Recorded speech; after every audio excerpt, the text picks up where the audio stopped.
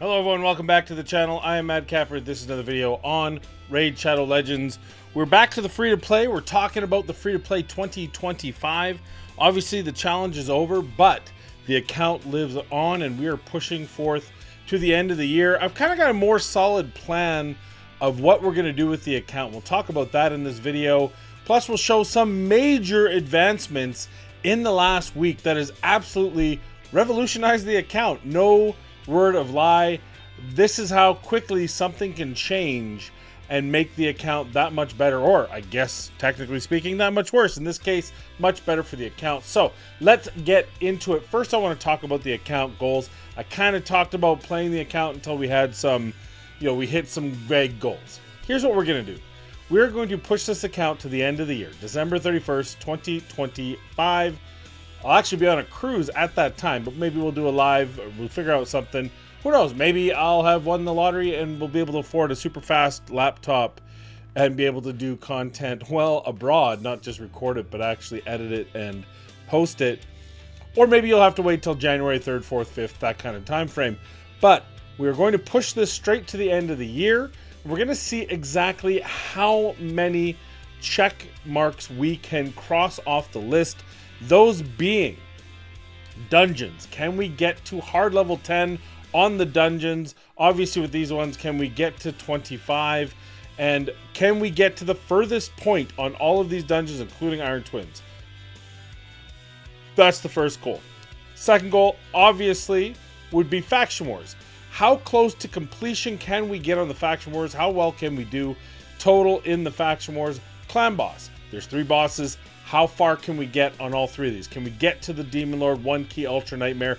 Can we get to a 1-key Hydra Nightmare? Can we get to Chimera? I think there's Ultra Nightmare, right? Ultra Nightmare 1-key. That's going to be a tough one, but we're going to try to push as far as we can. Of course, Doom Tower. Can we complete the full Doom Tower run? Can we unlock all the champions? That's going to be the goal. And how far do we get in the Great Hall? I guess we'll add that. I'm not going to add a live one. I don't really like playing live, so I'm not going to add this to the mix. But of course this here, how far can we go? What all can we get done on the Great Hall? That's going to be our goals. That's going to be our focus for the next 300 days, well, 270 days or whatever it is, till the end of the year. But let's talk about what happened in this past week. I've been talking for at least a month on how we've got to be close. We've got to be close. We have to be close to our Magic Affinity, our Ancient Shards. We have to be close. We have opened so many. Both of our legendaries to date, other than freebies, right? Obviously, we completed the missions to get Arbiter. That was one of our strategic goals for the challenge. We were able to, of course, have Alice. We did pull Thor and Truant.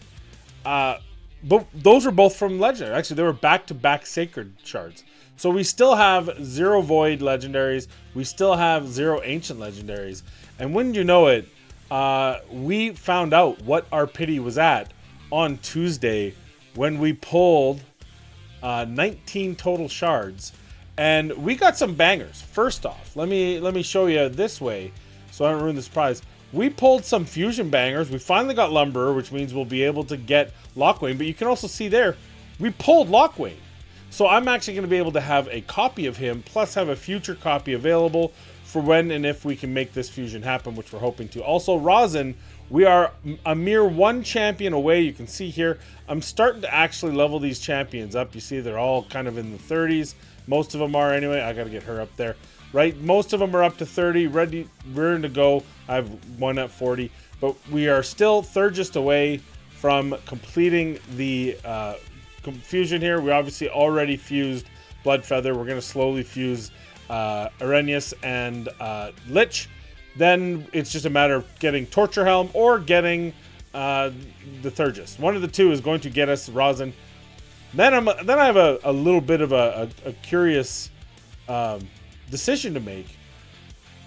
I'd be silly not to use him in the Clan Boss. He's going to hold up a lot better than, of course, Sawai Firstborn, who is attack, whereas Roz's defense, which means he's just going to naturally be more survivable.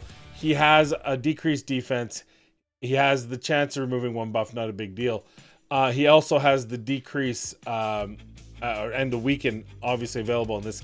Though I do admit I may not remove Sawai because her decreased attack has been a great help on progression. And that I'm now just about 2 key everything, almost 1 key on Magic Affinity, so on Nightmare. And we have yet to have really a good opportunity to progress on Ultra Nightmare, but my highest key there is about 16 million. Haven't gotten to Magic Affinity yet. I think if Magic Affinity we can get 20 million, which would technically put us in the range of 4 keying the Ultra Nightmare clan boss when Magic Affinity. And thankfully the clan that I'm now in, by the way, thank you to the clan I am now in for bringing me along. I am PRX7, Poetic Anarchy has invited me to their clan. They are carrying my sweet ass. They are much stronger than me. All of them are, and they're carrying me, and I appreciate them carrying me. And I appreciate there's a couple that are in that. Well, actually, those two need to. Hey, it's not my clan, it's theirs, but that seems to be a few days old. But that said, most of them are pretty pretty. What's the word I'm looking for? Active, and actually, on the CVC, I made my worth immediately felt. As I said, 19 shards. You obviously know I'm saying that I pulled a legendary, but would you believe I pulled 2 legendaries? That is right. We went from 0 to 2 pulled legendaries the last time. This time, from Ancient Shards, we went from 2 to 4, and that is pulling the versatile support Aostrid Dreamsong. As you can see, we're already working on building her up. She is going to be amazing for this account. Her ability in many areas of the game, she can do arena because she's got an aura, but it's really about her Chimera, about her 3v3 probably, about her versatility in probably some Doom Tower areas. If we ever get ourselves a seer, then of course we've got buffs. She has an overall kit that is very strong, gives you an increased speed and increased attack on a 4-turn cooldown, gives you the decreased speed and weaken on a 3-turn cooldown, and a sleep, which of course, though it's 50-50, so it's a little bit of hold your breath, it can get up to 75%, 80% if you add the right masteries for it.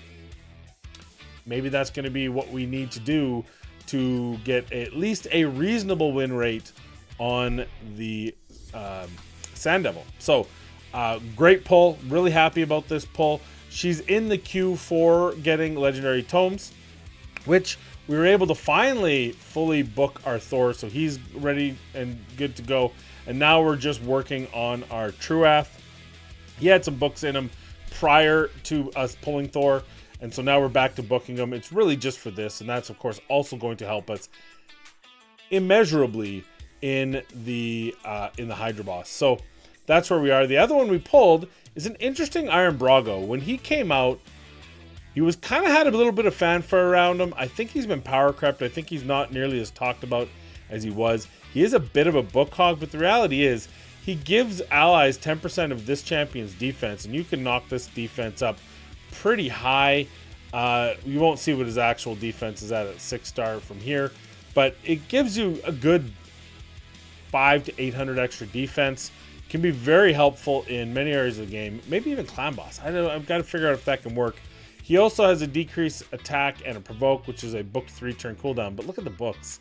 And it's only a 75% chance on an A3, but also places the decreased attack if he's under an increased defense, which he gives himself an increased defense. We also have a couple other champions that can do the increased defense. This is an intriguing pick. I'm not 100% sure it's the right for this account. Maybe let me know in the comments down below. I'm really suspect on whether or not to build him past 50.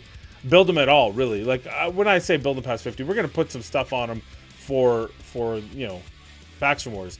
But putting the resources to get him to 6-star, he does have a very strong hit. And there's a part of me that thinks that ignoring him would be to my own peril. But I have some interesting champions that I really want to look at. First off, of course, we have Lochwain. Lochwain does phenomenal damage, and we've already kind of picked out our gear for him early. He's got a great single single attack 2 times, hits very hard, ignores shield, and if it kills someone, it resets the cooldown. Then he's got an AoE, which has a chance to remove Veil or Perfect Veil, and a booked 100% chance of removing a random buff from all enemies. And then an A1, which has the chance of stealing a buff. This guy hits very hard. He's got 20% speed in Arena, which I don't need. I have enough Arena auras right now, but very intriguing. Also, one of the newer champions, Slixus Striphide, was just playing around with him in Faction Wars. This dude smacks. So he increases his champion's crit damage by 10 every time they kill an enemy, up to 30. They do not reset upon death. And if this champion's Blades of Finality kills an enemy, the next skill they use will ignore 30% of the target's defense. There's a lot going on there. He has an increased crit rate, crit damage. We were able to put books into him. This is the guy that I'm earmarking to build next. I'm taking some more to 50. I'm going to do all the fusion champions next. I'm actually going to fuse all the champions I have just to clear some space. But then this is the next guy I think I'm going to take to 6-star as it stands, which is why we put books into him, right? We had a really good run of books in the clan boss. We were able to get books off of the second chest in Ultra Nightmare because we were able to put 2 keys and 2 keys and get that second chest in Ultra Nightmare as well as top chest. And we kept getting epic books. Well, I'm not going to complain. I decided to take a plunge, so to speak, and go after him. But I'll tell you, Light Ward Siendra, who was the fusion epic, she kind of hits hard too. And she gives an increased accuracy and an increased crit rate, some turn meter control. She's an interesting one. Also increases her champion by attack by 2% for each buff they receive, up to 30. She hits surprisingly hard. I'm actually a little bit shocked by how well she could hit. She's going to be a mainstay on the team. I'm going to at least take her to 50, but we'll see after that. We did also get Lorne the Cutter. Haven't done anything with him. I'm not convinced that this guy is the deal. He does have the target turn meter thing, so very good against the Fae. He has a leech heal reduction. The leech, of course, is always good. The heal reduction, depending on where you are, and heals himself. It's kind of a selfish champion, so I'm not convinced that that's what's going to be the best for us. We still have Claude sitting there, who's pretty good. Who else do we have in the works? We still have a lot of champions that we pulled in the old days. We did get another Giz card, which kind of sucked. That was from our monthly Sacred Shard. We do have Alika, which, I mean, you know how much I like Alika. In fact, I should put her here so I don't forget her.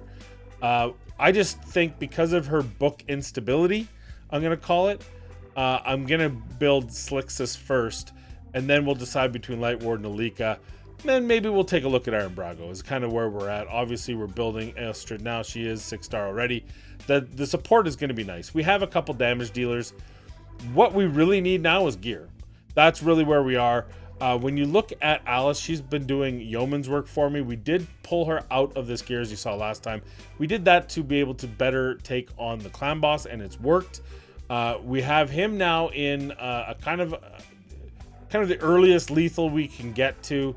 But as you can see, 203 crit damage at 4375 attack with no he's got no blessings right now, but this is a major point of growth that we can get to, is really improving the crit damage here. You know, getting him to 5k attack, 6k attack, getting him to 230, 240, 250 crit damage, kind of the next push. Same with Alice, getting her back into being able to get the speeds I need and still have her in Savage or Lethal would be my goal. Good attack, good start, 245. These numbers are okay, but I'd like to have those in Savage with that 225 speed and maybe get that attack up to 6-star. After all, she is a 5-star blessed champion. It should be a 6k push at some point here. And we have that ability somewhere, and keeping her accuracy to where she's doing what she needs to do in the arena would be of great consequence to me. So there's kind of where we are right now. Huge deal, like I said, getting 2 legendaries. At least one is immediately impactful. I have a feeling that I'm going to regret not dealing Brago sooner, like building them.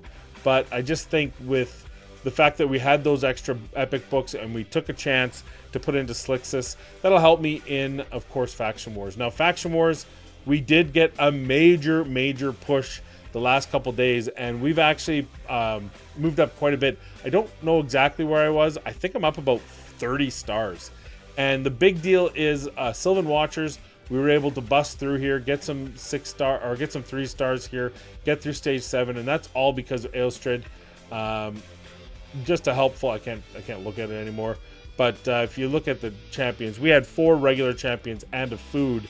Obviously, having Lochwain, even where he is right now, he's doing plenty of damage. So really, Aelstrid keeping them alive and Lochwain doing the damage. Really strong combo in there. So again, really happy with having this combo here. That's going to help us. We also got a lot further in. God, I'm trying to remember. We are able to get now to 60 on Sacred Order Crypt.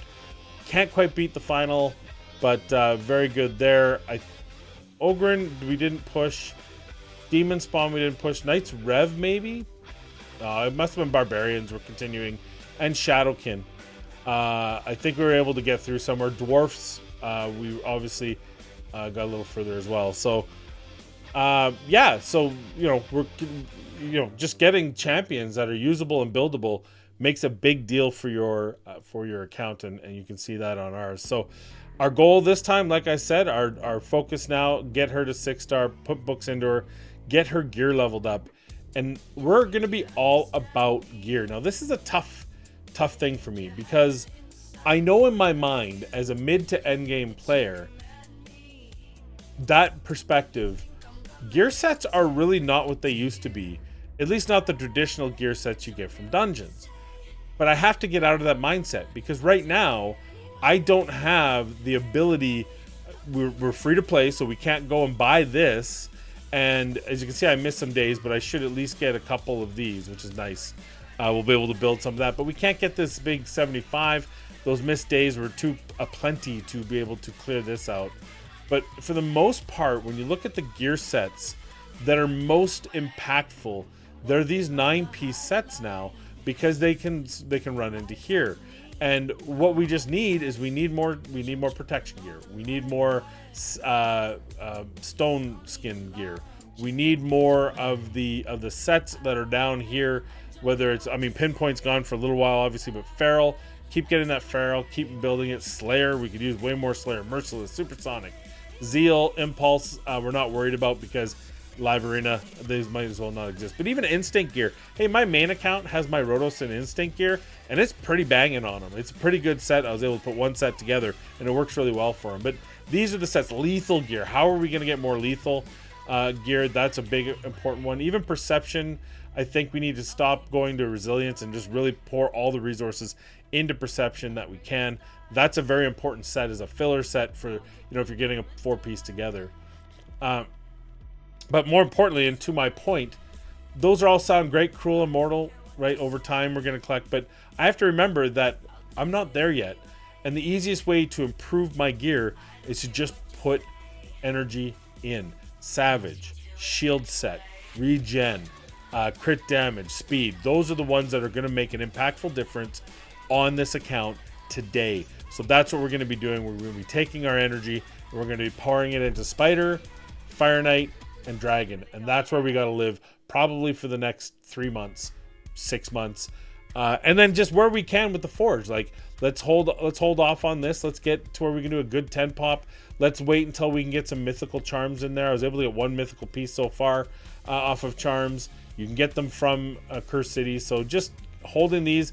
When I have a 10 pop, don't open it unless we're using rank rarity, and hopefully some mythical in there, but definitely rank and rarity, and just really pay attention to this rather than using it as a source of income, which I've been doing in the past. Let's ignore that part and let's switch over. Also, I don't need to use my diamonds so much anymore. Let's save those for particular. We don't need to use diamonds until we get to a point where, say we're near pity on ancients. Now we're like 6 in or 5 in or whatever.